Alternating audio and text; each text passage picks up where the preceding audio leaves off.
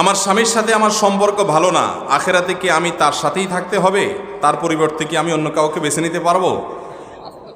মাশাআল্লাহ, আমাদের বোনদের বড় অদ্ভুত অদ্ভুত প্রশ্ন।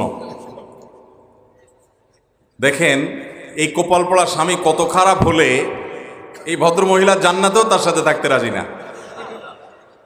আহা, পুরুষরা সব সোজা হয়ে যান, বেশি বেলায়ন হবেন, এই মহিলা বদদুয়া শুরু করে দিবে, আল্লাহ এই অমানুষের সাথে জান্নাতে আমি থাকতে চাই না।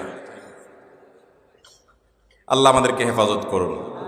যাই হোক ভাই, দেখুন, প্রথম কথা হলো জান্নাতে কে যাবে বা না যাবে এটা নির্ভর করে তার ঈমান, আমল এবং আল্লাহ রাব্বুল আলামিনের রহমতের উপর।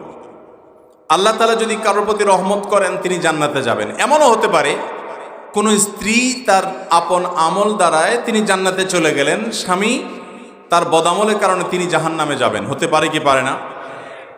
আসিয়ার স্বামী ছিলেন কে? ফেরাউন জান্নাতে যাবে না জাহান্নামে? আর আসিয়া, দুইজনের সংবাদই কোরআনে আল্লাহ তাআলা জানাই দিয়েছেন, যে জান্নাতে যাবে তার সুসংবাদও জানাই দিয়েছেন, আর যে জাহান্নামে যাবে তার কথাও বলে দিয়েছেন আল্লাহ তাআলা। তাহলে বোঝা গেল যে স্ত্রী জান্নাতে গেলেই যে স্বামী চোখ বন্ধ করে জান্নাতে চলে যাবে এমনটি কোনো জরুরি বিষয় নয়। তবে এটা ঠিক যে স্বামী স্ত্রী একে অন্যের সপক্ষে আল্লাহর কাছে আল্লাহর অনুমতি পেলে সুপারিশ করার সুযোগ পেবে, অন্যজনের কাছে যেরকম অন্যজনের বেলা যেরকম পাওয়া যায়, সেই হিসেবে আল্লাহ তাআলা রহমত করে মৌলিক সব বিষয়, মান, আকীদা, বিশ্বাস যদি শিরক মুক্ত থাকে, ঠিকঠাক থাকে, তাহলে সেক্ষেত্রে আল্লাহ তাআলা একজন আরেকজনের সুপারিশের মাধ্যমে আল্লাহ জান্নাত দিতেও পারেন। এটা সম্পূর্ণ আল্লাহর ইখতিয়ারাধীন বিষয়।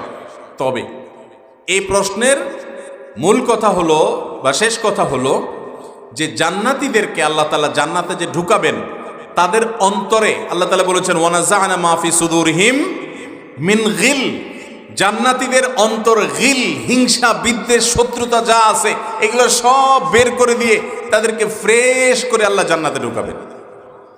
অতএব দুনিয়াতে আপনার স্বামীর প্রতি আপনার যে জেদ আছে, দুঃখ আছে, ক্ষোভ আছে, আপনি যখন জান্নাতে যাবেন এগুলো কিচ্ছু থাকবে না ইনশাআল্লাহ। আমরা দোয়া করি আমাদের এই বোনের জন্য আল্লাহ তাআলা তার স্বামীকে যেন তার চক্ষু শীতলকারী স্বামী বানায় দেন।